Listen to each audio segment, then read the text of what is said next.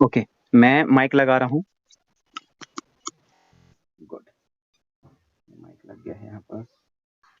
चलिए,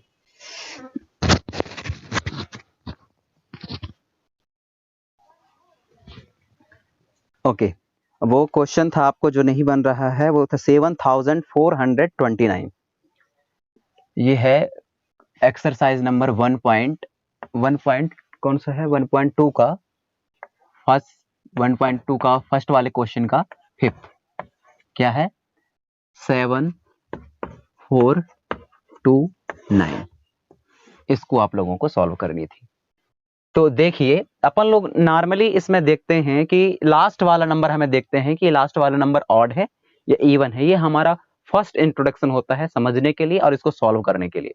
तो यदि ये वाला नंबर देखे आप, क्या है ये? ऑड नंबर है, इवन नहीं है। तो ऑड नंबर, सबसे छोटी ऑड नंबर कौन से हैं? तो सबसे छोटी ऑड नंबर में हम बात करते हैं 3 की, देन 5 की, देन 7 की, देन 9 की। ओके, तो ये ऑड नंबर्स हैं। अब इसमें देखिए, क्या इनसे, इन पहले वाले नंबर जो मैंने लिखे, इससे डिवाइडेबल है ये नहीं?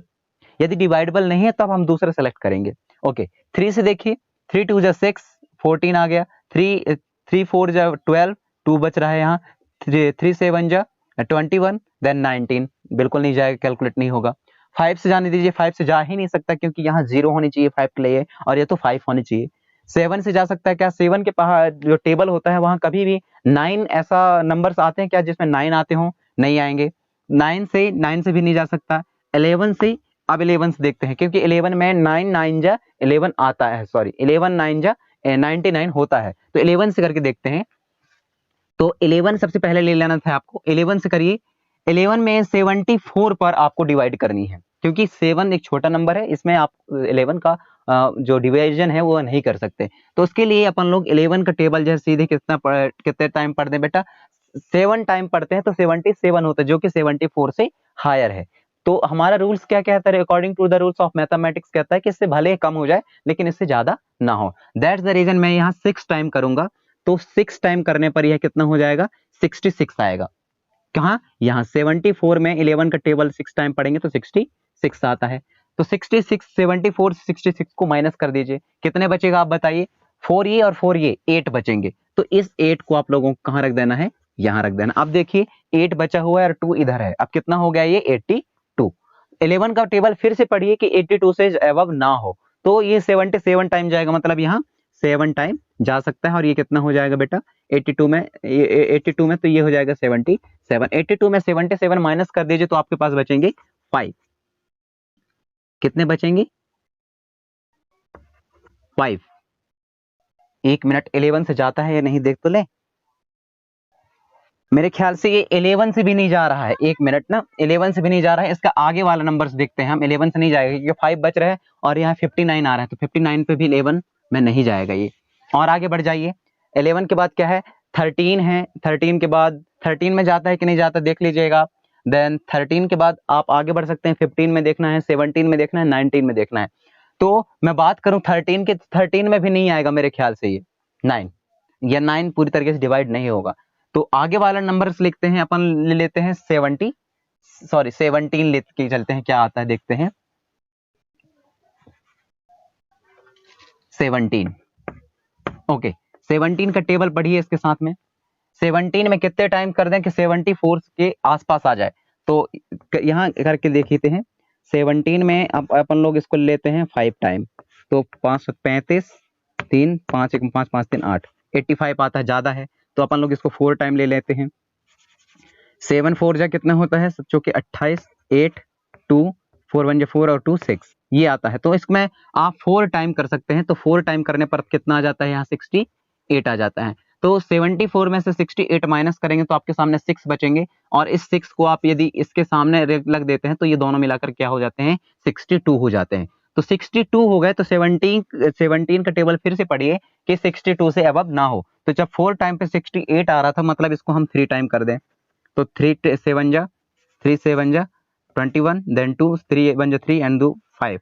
तो ये हो जाएगा, यहाँ 62 है। 62 में 3 टाइम करने पर कितना आता है? 3 टाइम करने पर 3 टाइम करने पर यहाँ आपका आंसर आता है 51। मतलब 62 से 51 माइनस कर दीजिए तो कितने बचेंगे बेटा? 9, 11 एंड 12, यही बचेंगे 129।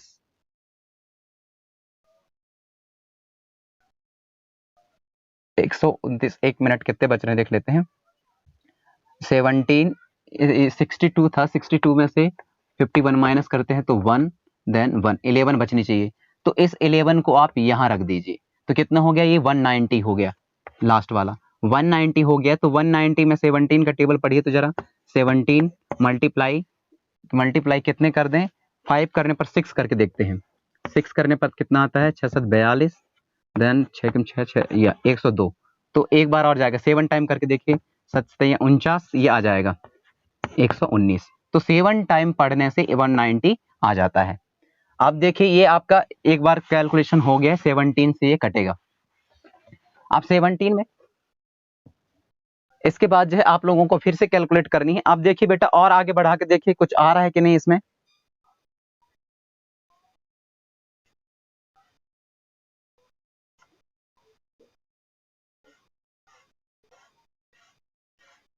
ओके, इसमें और आगे बढ़ा के देखिए, इसके और आगे वाले नंबर बढ़ा के देखिए, क्योंकि 17 से अब दोबारा ये डिवाइडेबल नहीं होगा मेरे ख्याल से। क्यों? 17 से फिर से आप डिवाइड करके देखिए, 17 के लास्ट में 7 आ जाए ऐसा कोई नहीं मिलता मेरे ख्याल से। 17 के साथ में डिवाइडेड करके देखिए भला। 17 3 जा 51 आता है तो 3 टाइम नहीं जा सकता, 2 टाइम्स जा सकता है। 2 टाइम्स अभी आप कहते हैं इसको, तो ये हो जाएगा 34। तो 34 यदि मैं यहाँ लिखूँ, 34 माइनस कर दें इसमें से, तो 13 में से 4 गए 9 और ये कंप्लीट 97। और फिर 97 आता है तो 97 में 7 का टेबल पढ़ने पर तो 8 टाइम पे 82 आता है। तो 82 बिल्कुल नहीं जाएगा, 17 से नहीं जाएगा अब दोबारा। इसके आगे वाला नंबर लेके देखिए आप, आगे वाला नंबर लेके देखते हैं 19। 19 से आप इसको डिवाइड करके देखिए कितना आता है। 19 टू जा कितना होता है? 38। 9 टू जा 19 टू जा 38। इसको माइनस कर दीजिए तो कितना बचेंगे बेटा? 13 में से 8 गए, 13 में से 8 गए 5 और ये क्रॉस हो जाएंगे तो ये बच जाएगा यहाँ 57। अब 19 का टेबल पढ़िए कि 57 से ज्यादा ना हो, तो ये आ जाएगा 19 का टेबल में 57। 19 1 जा 19, 9 2 जा 38 एंड 19 3 जा 57 आ जाएगा मेरे ख्याल से। 3 नाम 27, 3 3 3 2 5 आ जाएगा। ओके, तो ये जो है किससे? 19 से डिवाइडेबल है, ये 19 से डिवाइडेबल है। तो ये आ जाएगा 23 और ये 19 से क्रॉस हो जाएगा। अब देखिए 23 किसी का भी प्राइम फैक्टर नहीं होता या किसी और ऑड नंबर से डिवाइड नहीं हो सकता। दैट्स द रीजन 23 हमेशा 23 से ही डिवाइड रहता है। ये तो जो इसका एलसीएम आना चाहिए था आपके सामने वो आता LCM is equal to 17 multiply 19 multiply 23। इसका कैलकुलेशन कर लीजिए और जो आपका आंसर आएगा एलसीएम उसको आप लिख दीजिए यहाँ। कितना आएगा बताइए? 17 का टेबल नहीं, सबका 1 टाइम है, मतलब इतना ही आनी चाहिए इसकी आंसर। इसमें कोई दिक्कत वाली बात नहीं है, क्योंकि 17 का आप टेबल 19 टाइम पढ़ोगे, 19 का टेबल इतने करोगे तो कितना आएगा ये आप देख सकते हैं। देखिए तो जरा कितना आएगा। मैं इसको मिटा दूं क्या? चलिए अभी नहीं मिटाते हैं। 17 का टेबल 19 के साथ करिए।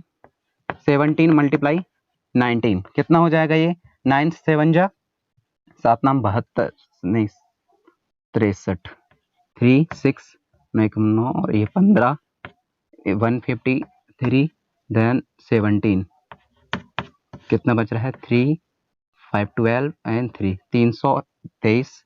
तो 323 3 में इसमें कितने फिर से देना है? 23 का देना है।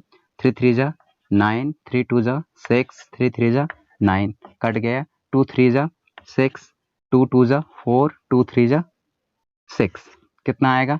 9 12 इतने आएगा। देन 4 9 13, 13 एक 14 और 6 और एक 7, ये इतना ही आएगा आंसर इसका। जब आप इसका एलसीएम निकालेंगे तो इतना ही आएगा इसका आंसर।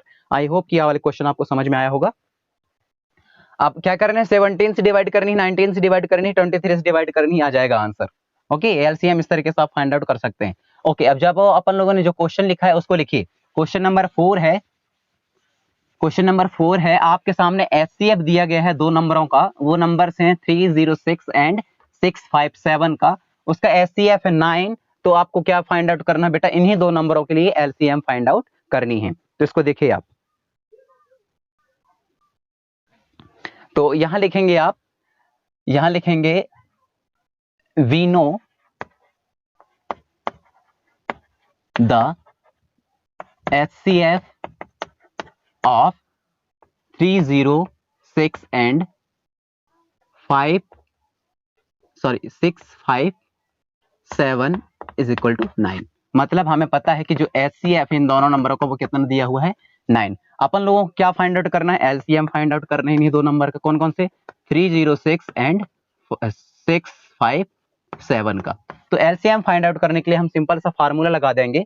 इसमें अपन लोग फार्मूला लगाते हैं, एलसीएम इज इक्वल टू यही दो नंबर जो आपके सामने दिए गए हैं, 306 मल्टीप्लाई 657 डिवाइडेड बाई HCF।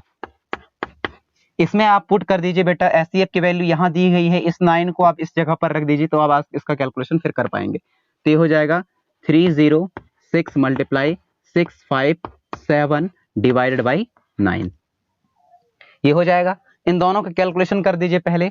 तो इनका दोनों का कैलकुलेशन करने पर कितना आता है, मैं यहाँ कर देता हूँ इसको, 306 सॉरी ऊपर वाला नंबर लेते हैं, 657 मल्टीप्लाई 306 कर दीजिए, सतसंग 42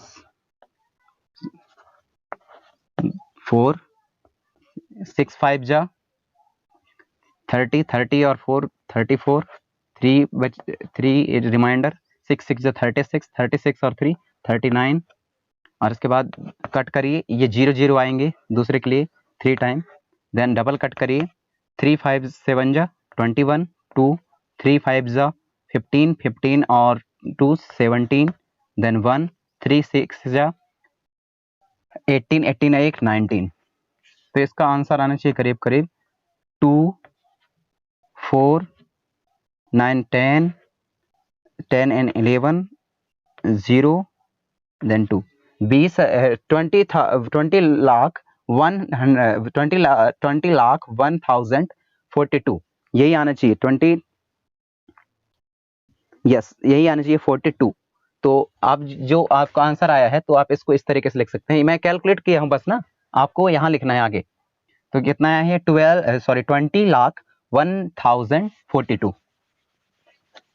तो आप इसको इसके आगे लिखिए, ये हो जाएगा 20 लाख 1042 डिवाइडेड बाई 9। अब 9 से इसको डिवाइड कर दीजिए बेटा, तो जो इसका आंसर आएगा वो आप यहां लिख सकते हैं या उसको आगे लिख करके सॉल्व कर सकते हैं। इसको डिवाइड करिए, 20 लाख 1042 को 9 से डिवाइड कर दीजिए, काट दीजिए यदि कटते हो तो, और बिल्कुल कटेंगे, मेरे ख्याल से कटने चाहिए, जल्दी करिए।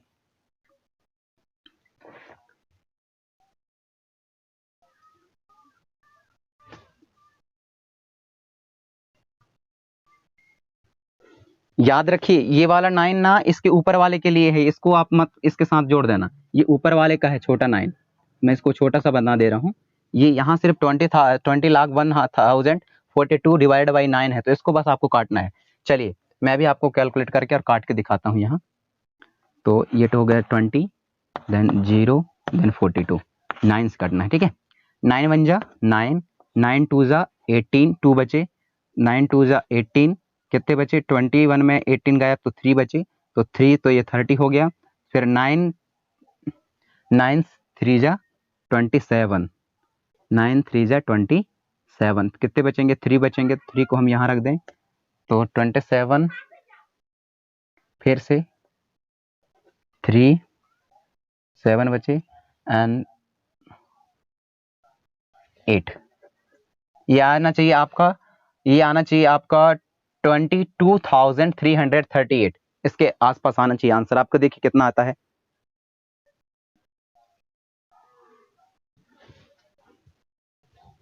इसके आगे आप आंसर करके लिख सकते हैं कितना, 22,338, ये आपका एलसीएम निकल आया जो वो क्वेश्चन पूछ रहा था।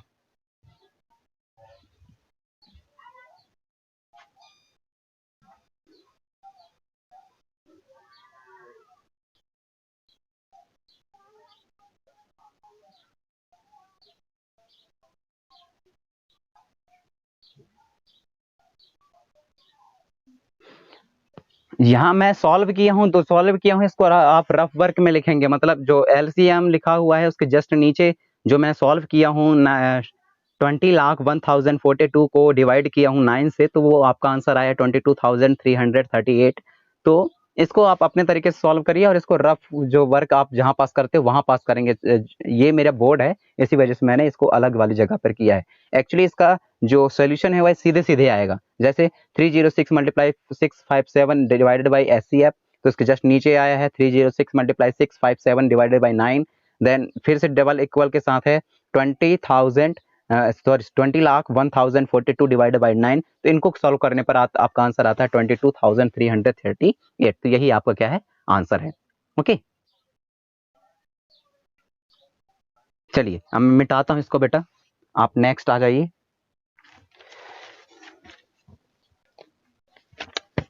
नेक्स्ट क्या दिया हुआ आपका क्वेश्चन देखिए, question number 5।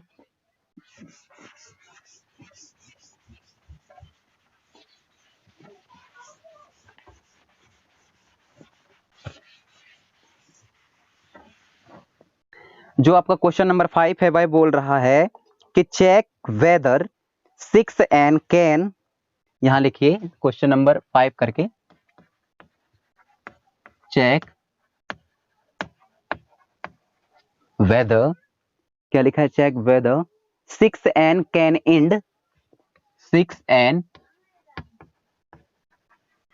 Can and with the digit 0, with the digit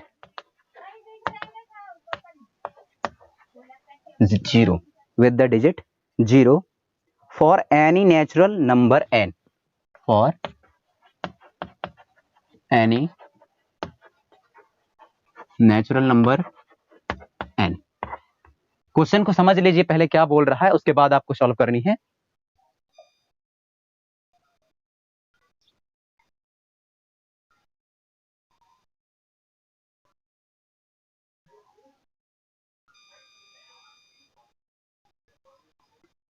question को समझ लीजिए, ये बोल रहा है कि आपको चेक करनी है कि जो 6n है, क्या ये कभी ऐसा हो सकता है कि इसको ऐसा नंबर मिले जिसका लास्ट नंबर, लास्ट डिजिट क्या हो, 0 हो, विद द डिजिट 0 हो, for any natural number n। यदि वह कोई भी इसके पावर में जो n लगा हुआ है वह कोई भी नेचुरल नंबर इसके पावर में अपन लोग लगा दें, तो क्या उसका सॉल्यूशन करने पर कभी ऐसा हो सकता है कि उसकी फर्स्ट डिजिट जो है वह 0 आए, फर्स्ट डिजिट एंड वाला 0 आए? ये सब हो सकता है क्या, और क्यों नहीं हो सकता, इसके बारे में आप लोगों को लिखनी है।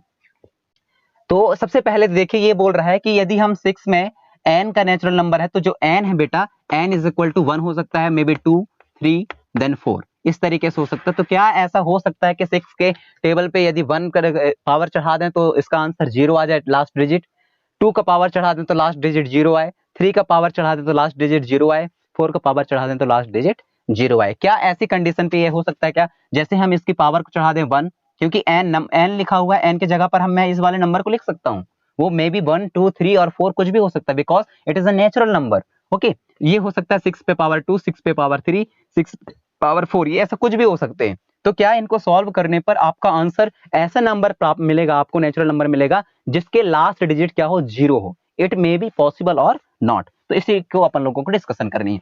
मैं यहां से मिटा दे रहा हूं। ओके, तो इसमें आपको लिखना है it is a number, it's a, solution पे लिखिए, it's a number, it's a number and with 0 prime factor, and with 0 prime factors, factor must be 2 multiply 5। What do you understand बेटा? यहां बोला गया है कि यदि हमें कोई ऐसा नंबर चाहिए जिसके लास्ट डिजिट 0 हो, तो हमें कहीं ना कहीं उस नंबर का एलसीएम 2 मल्टीप्लाई 5 के फॉर्म पर रहे। यदि 2 मल्टीप्लाई 5 के फॉर्म पर रहे तो ये 10 हो सकता है, मे बी जो 5 है वह 5 न रह करके 10 हो जाए, 2 मल्टीप्लाई 10 हो जाए, तो ये हो सकता है 100। 10 2 रेज़ टू पावर 2 मल्टीप्लाई कितना 100 हो जाए तो ये हो सकता है मे बी 1000 जिसके लास्ट डिजिट 0 ही है। तो जो 6n है उसको इस फॉर्म पे रहनी चाहिए, तब जाकर के इसकी लास्ट डिजिट क्या है होगी 0 हो सकता है। लेकिन इस फॉर्म पे यदि ये नहीं निकलता तो ये संभव नहीं है कि ये क्या हो 0 हो। तो इसके लिए अपन लोग देख लेते हैं जो हमारे सामने नंबर दिया हुआ है वह क्या है और कैसा है। तो देखिए ये इस तरीके से होने चाहिए जिस यदि आपको लास्ट डिजिट 0 चाहिए तो। लेकिन 6n की बात करें हम तो 6n को यदि मैं इसका एलसीएम फाइंड आउट करूं या प्राइम फैक्टराइजेशन निकालूं तो 6 पे कितने का जाने देते हैं 2 का जाने देते हैं तो ये 3 बचेगा, देन 3 का ये मतलब कि 2 मल्टीप्लाई 3 ही आएगा। तो क्या मैं इसको 6n को 2 मल्टीप्लाई 3 पे पावर n लिख सकता हूं? मेरे ख्याल से बिल्कुल हाँ बिल्कुल लिख सकता हूं ऐसा। क्यों? क्योंकि ये जब 2 और 3 मल्टीप्लाई हो जाएंगे तो हमें 6 मिल जाएगा और जो पावर इसमें चढ़ी हुई वही पावर इसमें चढ़ी हुई है। लेकिन आप देख रहे होंगे कि जो 2 मल्टीप्लाई 3 है वह इस फॉर्म पे नहीं आया है। किस फॉर्म पे? 2 मल्टीप्लाई 5 के फॉर्म पर नहीं आया है। यदि 2 मल्टीप्लाई 5 के फॉर्म पर आएगा, 2 मल्टीप्लाई 10 के फॉर्म पर आएगा, 2 मल्टीप्लाई 100 के फॉर्म पर आएगा, तभी ऐसा हो सकता है कि हमें एक ऐसा नंबर मिले जिसकी लास्ट डिजिट क्या हो 0 हो। पर यहाँ आपको ऐसा कंडीशन दिखाई नहीं दे रहा है। दैट्स द रीजन जो 6n है ये कभी भी ऐसा नहीं हो सकता। तो आप लिखेंगे इस तरीके सॉल्व करने के बाद लिखेंगे 6n cannot be end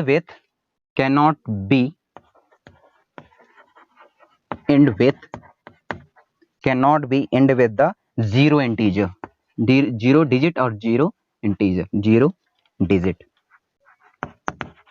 कभी भी ऐसा नहीं हो सकता। बिकॉज यहां लिखेंगे बिकॉज ये किस फॉर्म पे नहीं आ सकता बेटा? Because it is prime factor do not contain, because its prime factor do not contain या डिड नॉट कंटेन लिख सकते हो, डू नॉट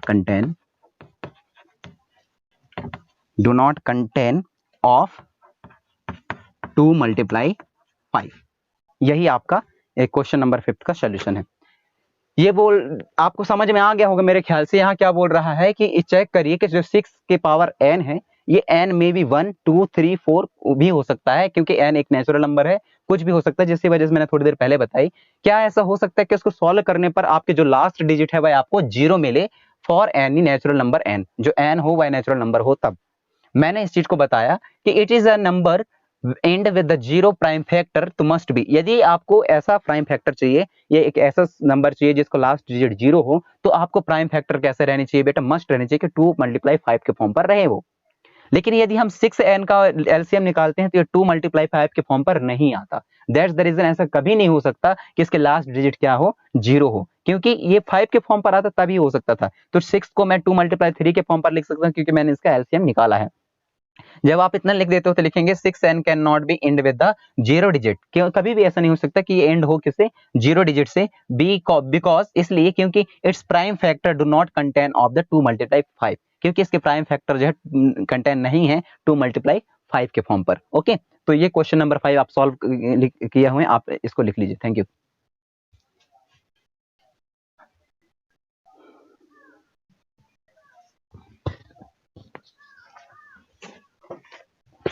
और जैसे ही इसको कंप्लीट कर लेते हैं आप क्वेश्चन नंबर 6 लिख लीजिए।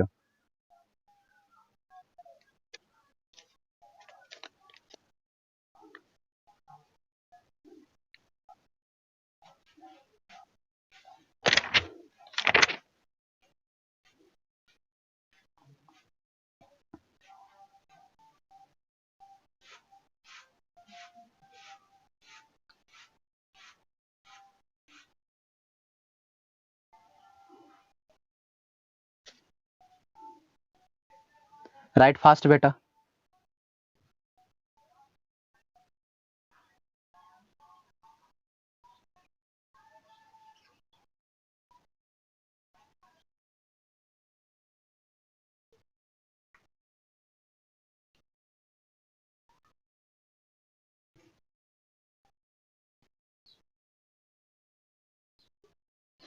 चलिए नेक्स्ट बढ़ते हैं। ये आपको अभी लाइव क्लासेस यूट्यूब पर मिल जाएगी, जो आज अभी इसको सॉल्व कर रहे हैं, जो क्लासेस चल रही हैं, ये थोड़ी देर बाद जो है आपको लाइव क्लासेस मिल जाएगी इसका पूरा सोल्यूशन, तो आप उसमें से भी देख सकते हैं। क्योंकि मुझे जल्दी कंप्लीट करना है और इसमें पता नहीं क्यों जूम क्लासेस पर 40 मिनट ही मिलते हैं, उससे ज़्यादा मिलते ही नहीं है। तो इसको आप देखिए और इसको मिटा दे रहा हूँ मैं, और नेक्स्ट क्वेश्चन लिखिए, क्वेश्चन नंबर 6 को। टेंशन मत लीजिए, यदि आप नहीं लिख पाए होंगे तो अभी थोड़ी देर बाद जो है यूट्यूब पर लाइव होगा ये वाला वो, तो आप उसमें से समझ के लिख सकते हैं। ओके, थोड़ी देर पहले बाद जो है लाइव होगा क्लासेस। ओके, क्वेश्चन नंबर 6 लिखिए। क्वेश्चन नंबर 6 बोल रहा है एक्सप्लेन करिए। क्वेश्चन नंबर 6 है या 7 है? क्वेश्चन नंबर 6 है। ओके, क्वेश्चन नंबर 6 एक्सप्लेन करिए। एक्सप्लेन वाई, एक्सप्लेन वाई करने हैं। वाई 7 क्या है? एक्सप्लेन करिए why 7 multiply 11 multiply 13 plus 13 and दूसरा क्या है? दूसरा है 7 multiply 6 multiply 5 multiply 5 multiply 4 multiply 3 then multiply 2 multiply 1 plus 5 are composite number. Are composite number, दो आपके सामने दिए गए हैं आर कंपोजिट नंबर।